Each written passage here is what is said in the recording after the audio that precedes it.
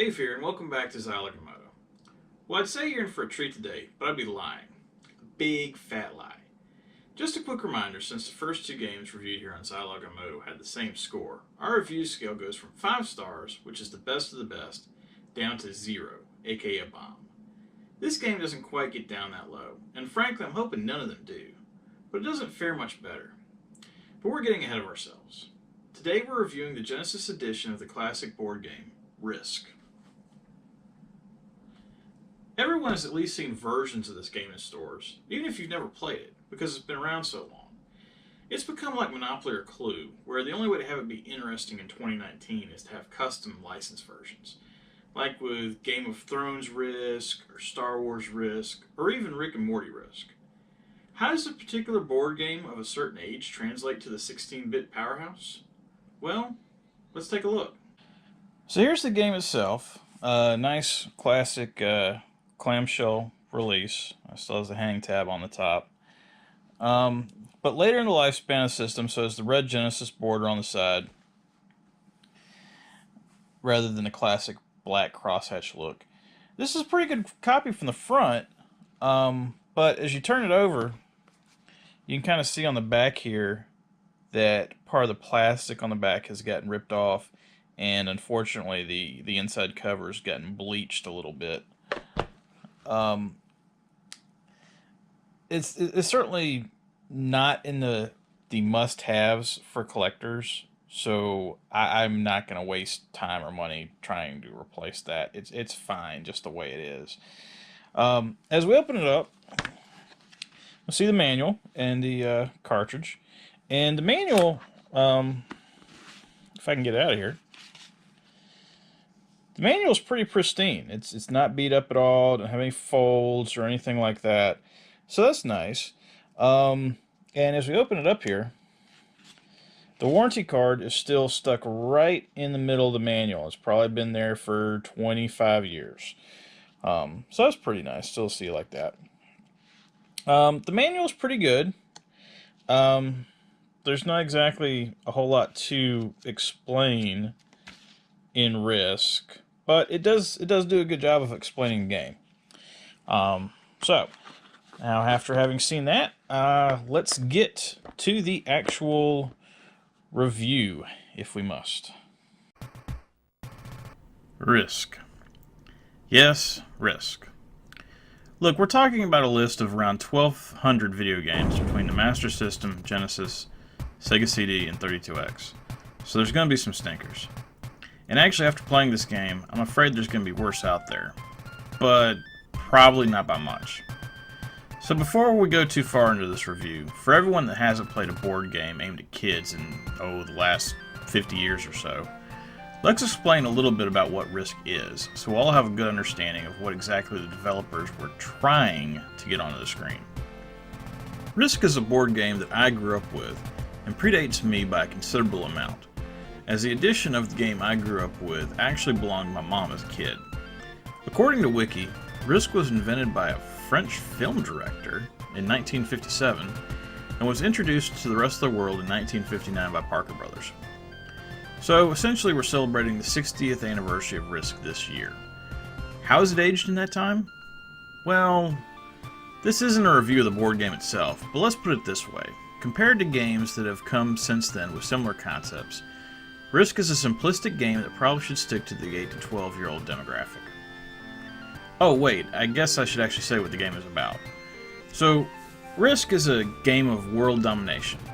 If you've heard of Axis and Allies, Risk is its older cousin that ate lead paint chips growing up.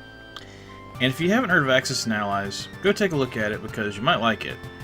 But those of you too busy for that, and that can't draw yourselves away from my sexy can't tell if it's Southern, Midwestern, or Californian drawl, Risk is a board game designed for 2 to 6 people, where a map of the Earth, drawn into 42 major geographic locations, is split between the players, and then the players take turns fighting each other in a battle to take over the world, occupying each of those 42 locations.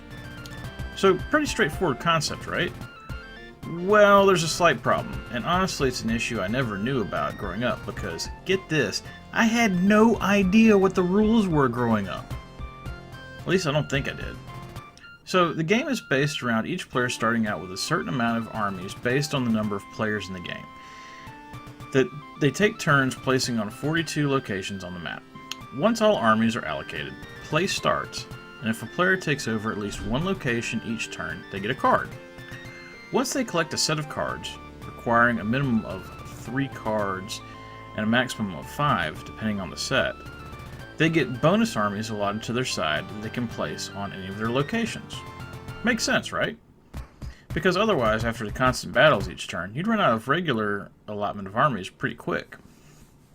The problem is, similar to raising blinds in poker, after each set of cards turned in, you get more bonus armies.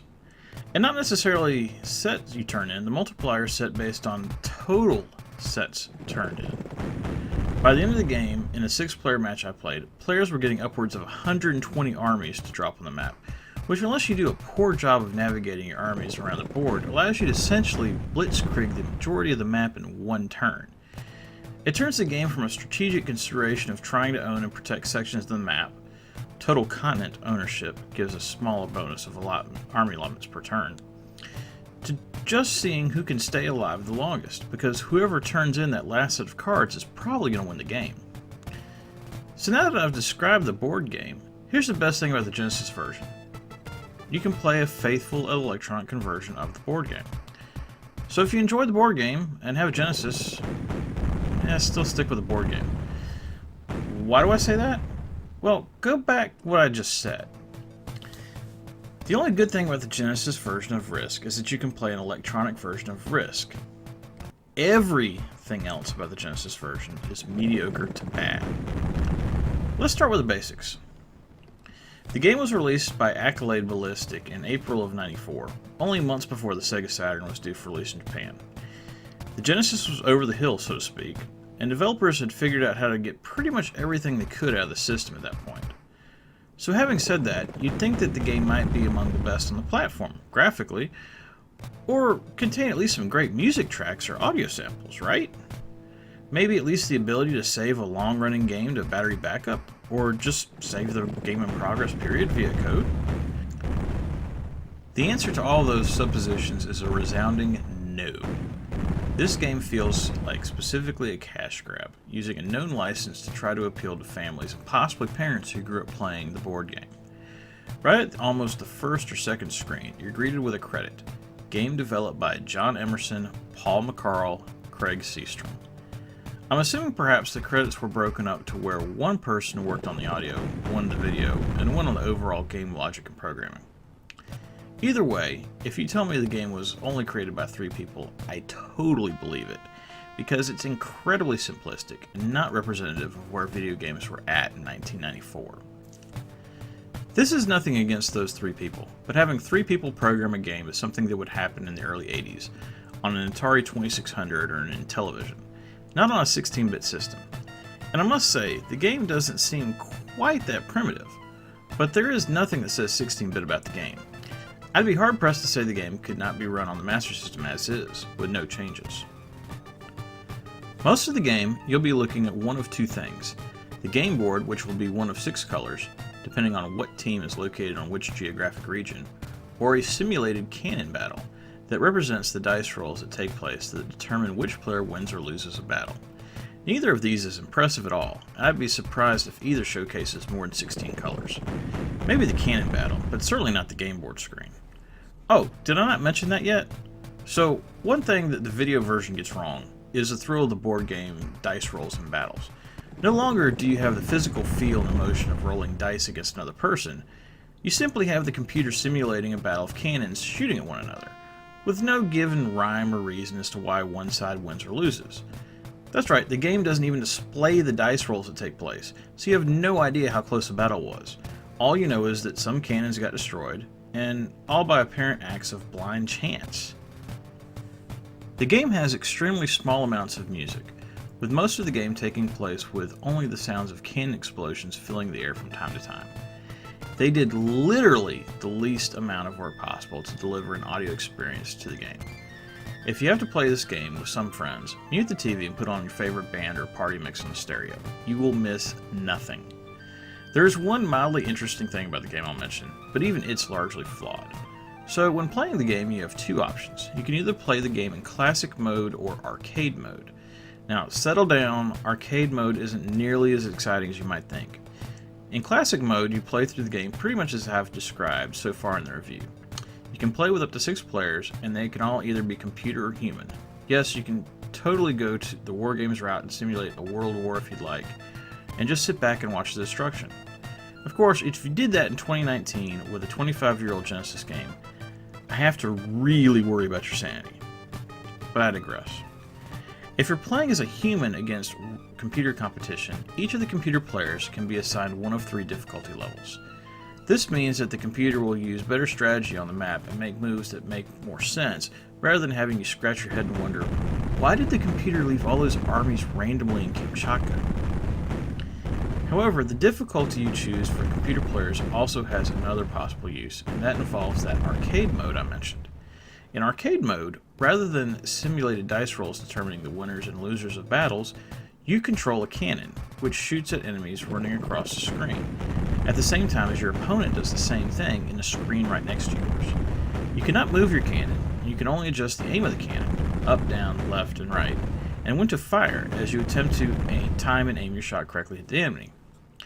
Frankly, as boring as the simulated, but hidden, dice rolls are, they're better. Even a skilled player will have problems trying to beat the computers, even set at beginner level, and it's simply not very fun. Think of trying to play a light gun game with a controller while on a strict time limit, and you'll have a decent idea of what I'm referring to. And here's the kicker. If you want to use arcade mode, you have to watch every fight that takes place each round, and if you're playing with a full allotment of 6 computer players, you might be sitting around watching 20 fights that don't involve you, meaning it could well take 30 minutes to play one turn. In classic mode, the answer to this is to use the option that automatically sims all the battles so that you only see the results, shortening the game drastically. However, classic mode is already shorter than arcade mode because the simulated dice roll battles are on average shorter than the arcade sequences. However, this option isn't available in arcade mode, making the game more or less unplayable due to the lack of the aforementioned save feature. All in all, I'm giving this game a 1 out of 5. I actually was originally going to give it a 2, but then as I wrote through this review, I realized just how bad and cheap it was. Maybe if it was an earlier release in the Genesis lifespan, it could get that too, because it does allow you to play Risk. But honestly, after playing Risk here, you more than likely will never want to play Risk in any form ever. And there you have it, the first 1-star review on Zilog and Moto. Unfortunately, I'm sure there are going to be lots more, but hopefully not too many. I don't really want to turn this channel into an unfunny version of Mystery Science Theater 3000. Tune in next time when we take a look at a stone-cold classic in Episode 4, and one of the best games ever to be released for the Master System. And remember, whatever you play, have fun, and be excellent to each other. Later.